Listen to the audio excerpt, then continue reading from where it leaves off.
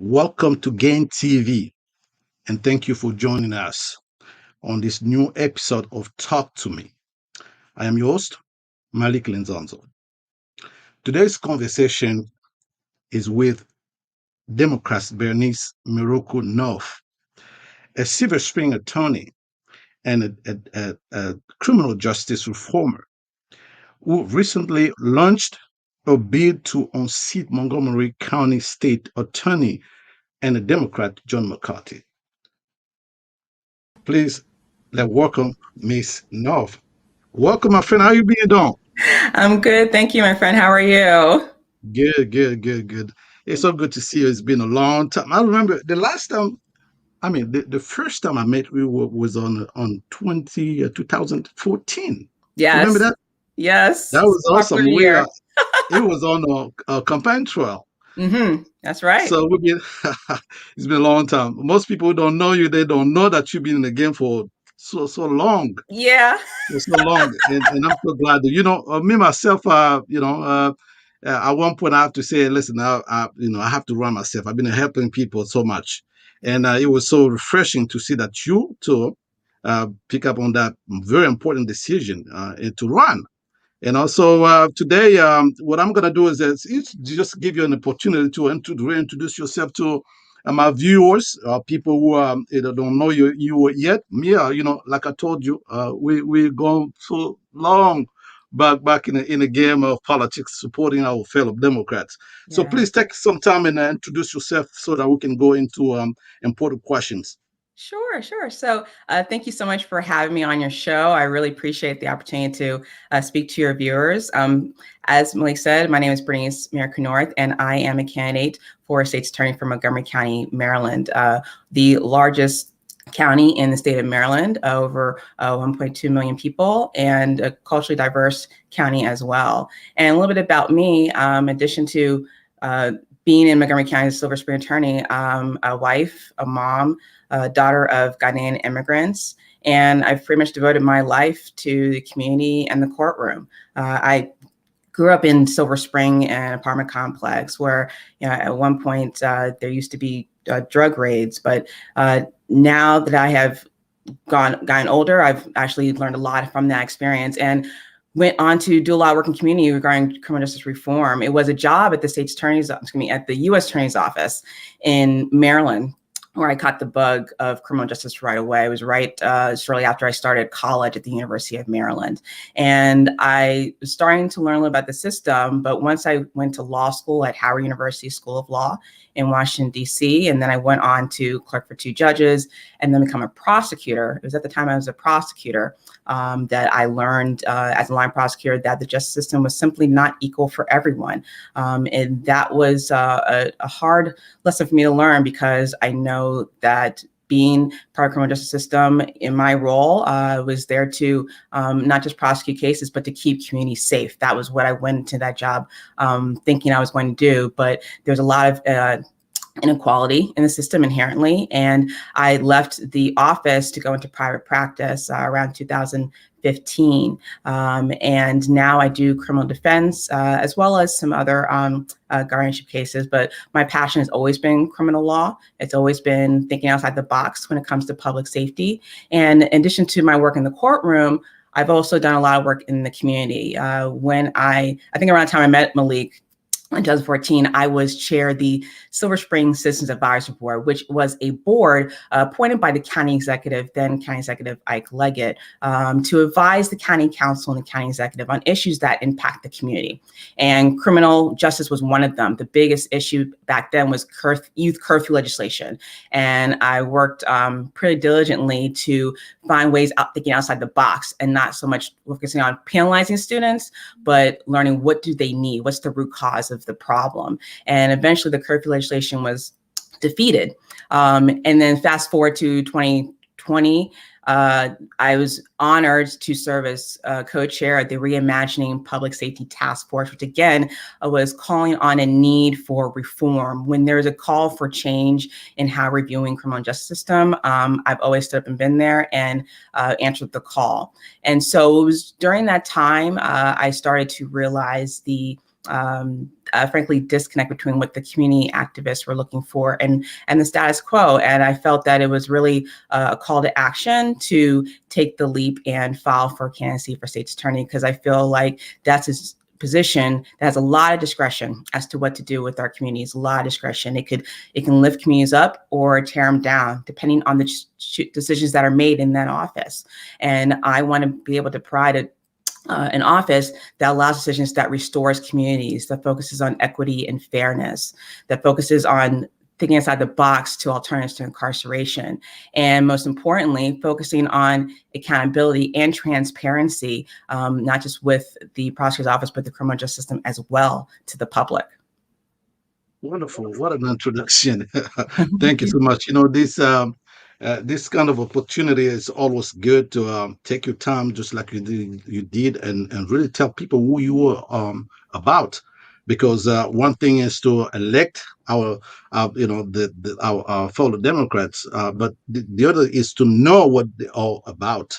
Mm-hmm. And personally, like I told you, I don't have to question your record. I've seen you on and off, and is supporting people that can bring value to our community. And as you already know, uh, uh, uh, criminal justice reform is really, really an issue, especially in our community. Are you kind of disappointed to know that for years this has been ongoing? It's been at the talk of the town or even the country for so long. Why is our lawmakers are incapable of solving this problem once for Well, all? I don't know if I want to say incapable. I think it's very important to have community activists and community voices in the conversation pushing the issue, because frankly, criminal justice public safety is a very personal lane. Everyone views it differently. So some lawmakers in Silver Spring might feel differently about criminal justice than lawmakers in Bethesda or Poolesville or Damascus. It's a very personal issue for a lot of people. And so it takes work of a lot of agencies. I mean, there are a lot of nonprofits, a lot of community leaders to say, hey, look, let's raise the alarm. Let's bring this issue to the forefront. For instance, the SROs is a prime example of that. Look how far the SRO stands for School Resource Officers, having police in schools. For those who don't know the acronym, there was a lot of uproar about the disproportionate treatment of Black and brown kids in the schools interacting with the police officers, and look at the collective voices that challenge the system on that. And that work is still being developed. And eventually the goal is, I understand, to remove the cops from the schools. But it takes a lot of community effort to inform the elected officials. That's really what it's about. And a lot of people don't understand like what a prosecutor does, or they just see the police. But that this office is so critical, because once the police finish their case or their arrest or whatever they may be, they'll go to the prosecutor and say, hey, what do I do next? That's a critical moment that no one really talks about in the public sphere. But as we've seen across the country, there's so many progressive prosecutors. Why this conversation is lacking, Bernice? Sorry to cut you off. Yes. Why is that conversation is now reaching the public? Why people are not informed the way they're supposed to? And I also understand that you on a task force with on this on the local level. I think you advise Mr. Ulrich, here in Montgomery County. So why is that public officials or people in place are not informing the public the way it's supposed to, and also just the fact that it's the ongoing problem every year, every election, we come back to the same issues. Is this because it's about the police?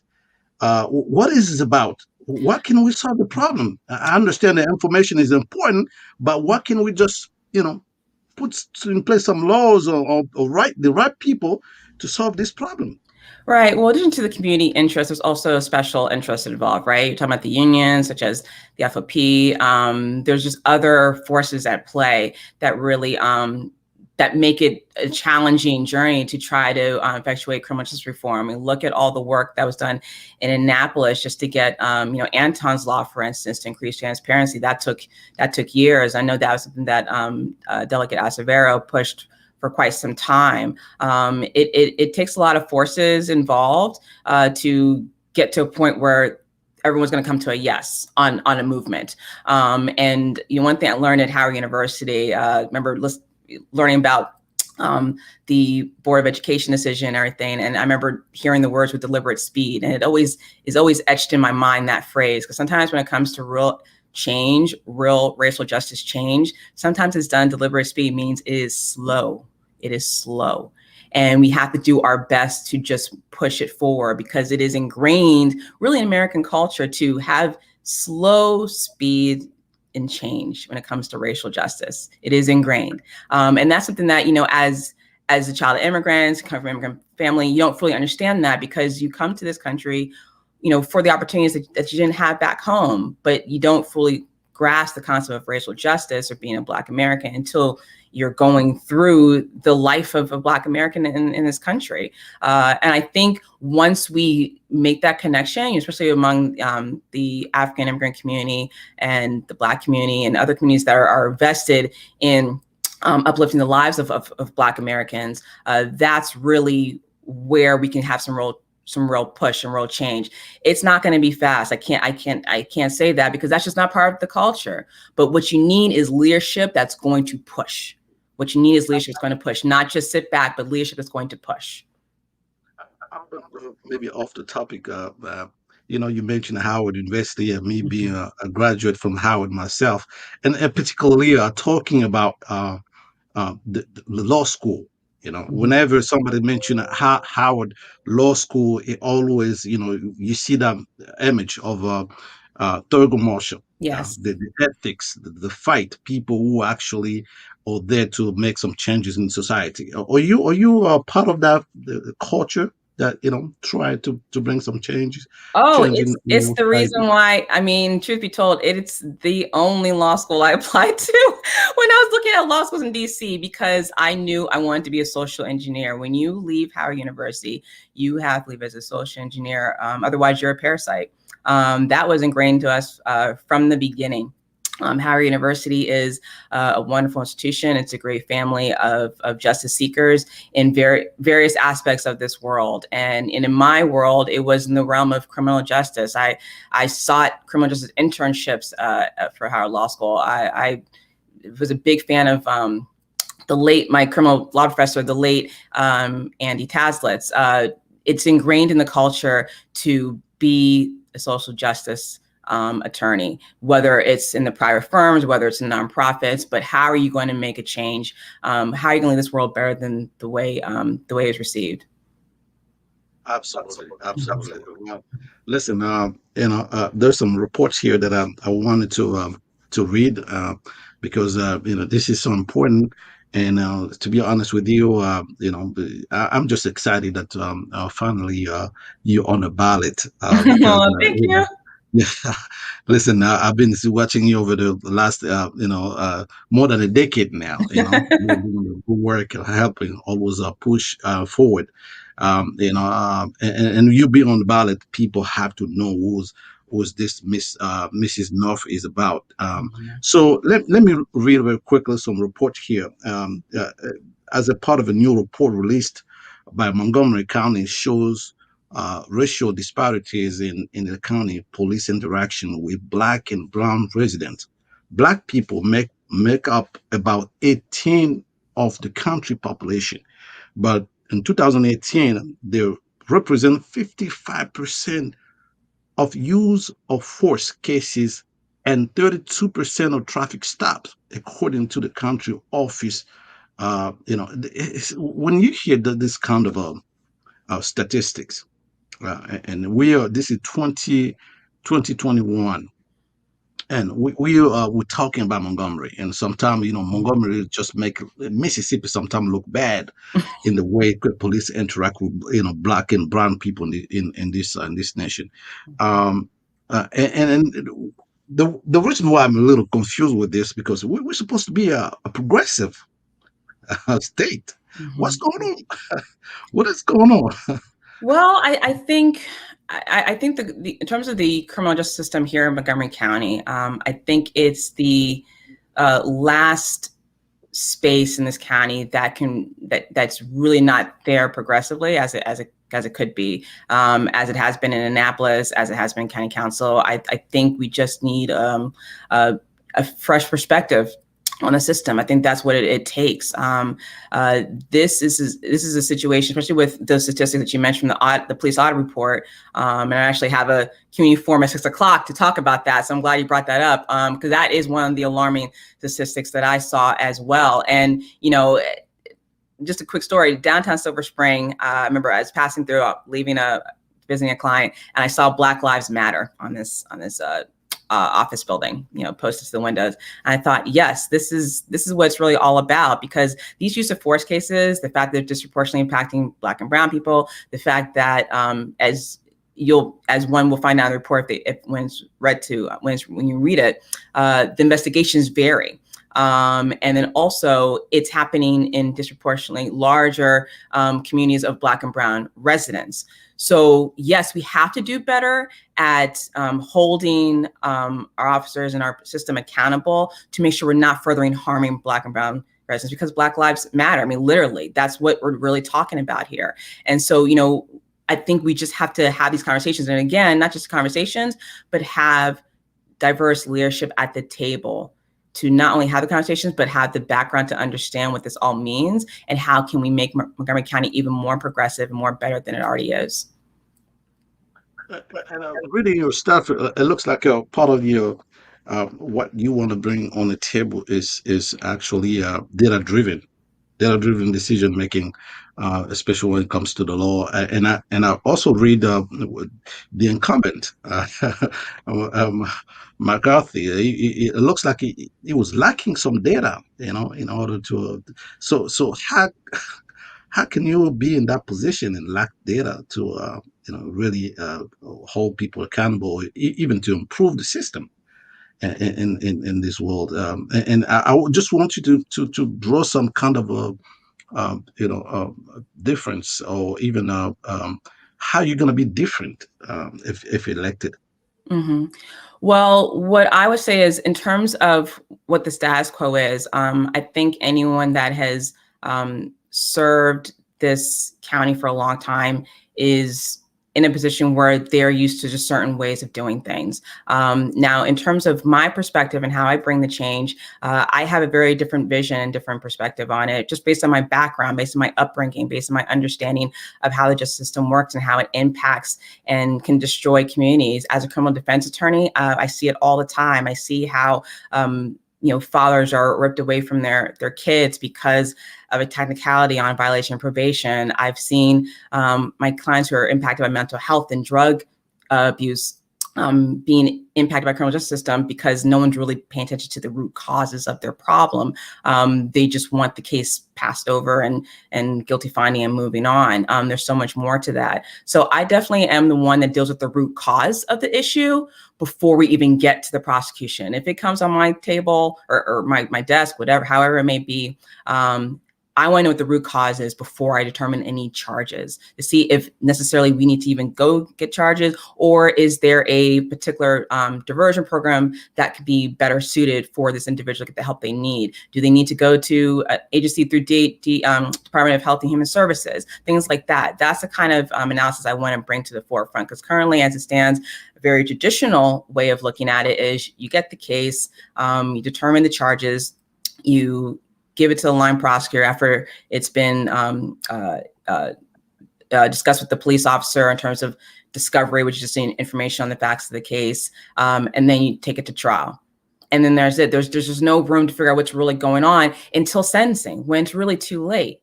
It's really too late, because at that time, as we know with COVID, cases can stretch on for months and months and months, if not a year at a time. And the problem is still remaining. The hurt is still there in the person. The community is still suffering from the crime, the lack of resolution. But if we can get to the root problem first, the root cause first, that's where I draw my distinction. And that's where I feel that is critical to really have prosecutorial reform in Montgomery County. Wonderful, wonderful, exactly. And I respect that. But still, in the community, part of the most major problem is accountability. It's accountability, and whenever I think this conversation is usually hard because whenever you say Black Lives Matter, another voice, is saying somewhere Blue Lives Matters as well, and is completely kind of a distract the problem, and some people back off from trying to address the problem to the core, to the roots of the problem. So, or you gonna be part of those people that believe that there has to be some accountability, and part of accountability, I don't know if you already have in mind some of the measures that you will definitely will take in order to bring some kind of closure to what black and brown people been in a cry out for a long time. hmm Well, I think the real key to dealing with, what people have been crying out for a long time is just really having the change in leadership and knowing that this leader, like me, understands what people have been suffering from as a result of the criminal justice system. As a former prosecutor, as a Black woman, as a criminal defense attorney, I've seen it and I understand the pain. Now, in terms of the accountability, I gotta say I've always been one to hold people accountable for their actions because I want them to do well. I want us to have a safer Montgomery County for all of us. And if that means sometimes challenging what the police or what fellow prosecutors are doing, I will do that. I do as a criminal defense attorney, and I would do that as a prosecutor. Because at the end of the day, we all want to do our jobs to keep our Montgomery County safe. There's a number of officers who actually are from Montgomery County, like myself. So I understand that they want to see their own communities safer. But sometimes the way they're trained can pose a problem long term that makes it so it's hard to change from that warrior to guardian mentality. But I will not be afraid to call them out on that. I know it's not going to be easy because, as I mentioned earlier, there's other interest involved. But know that I am not doing this job because I got nothing else to do. I'm doing this job because I want to keep our community safe for all of us. And I think it takes a different mindset to realize, hey, look, some communities are hurting differently than others. How do we change this so we can make sure that all of Montgomery County is going to be a safe place for all of us to live? Absolutely. Listen, we are going toward the end of this program. What I'm Okay. going to do is just give you a chance to, if there's anything that you didn't have a chance to speak of, and especially about your campaign, that that the public, Montgomery County voters need to know. Is there anything particular that you would like to say? I think you are free to go. Go ahead. Yeah, well, a lot of what I want to say is just thank you to all those that have supported me. I've seen your tweets, I've seen the Facebook messages, and right now we're in the early stages of this campaign. So you see my little sign in the background. You'll see that around throughout the county. You'll see a lot of my volunteers. But if you go to mireku-north.com, Mireku north.com, you'll learn more about me. Sign up to my newsletters, figure out ways to volunteer. And I'm always looking for donations as well. I mean, this campaign is not going to be cheap. It's not going to be cheap. So any help I can get on the ground, on the phones, through someone's pockets is always going to be helpful to make sure we can really affect change. It doesn't have to be a lot. I've seen people donate $5. People have donated, hundreds. It really depends upon how you want to see the change in not just in Montgomery County, but really in criminal justice generally, because it's not just one county that we're changing. We're really trying to change the landscape of criminal justice in this country. And that's sometimes that takes one county at a time. I hope the message is clear, crystal clear, because wherever we want change, have to work for it. It's not a Mm-hmm. given. And if Mm-hmm. you want people to be in place that can bring about change, you have to do your part. Volunteer support, give you $1. They say, put your money where your mouth is. And I believe, you are the real deal. I don't know about other people. This is not an endorsement, but to be honest, I know you were the real deal. And if somebody is watching this and didn't have, somebody that they can pick up for the coming election 2022, I think you will be a great candidate, especially when it comes to supporting the entire community. All Thank you. right, my sisters, that was a pleasure to see you again. I look forward to speak Likewise. with you again. Don't be a stranger. Stop by like you did. and Yes. look forward, for victory. Yes, victory June 28th, 2022. That's primary day. Early voting June 16th. So it's about a year away. So mark your calendars. Absolutely. Thank you so much. Then you take care of yourself, Bernice. Thank you. Absolutely. Well, that concludes our show for today. That was Bernice North. I was running for state attorney. Please let us come together and support her because we cannot continue to complain. If you want change, you have to do something about it. So, my name is Malik Lenzonzo. That was Talk to Me, and I'll talk to you another time. Peace out.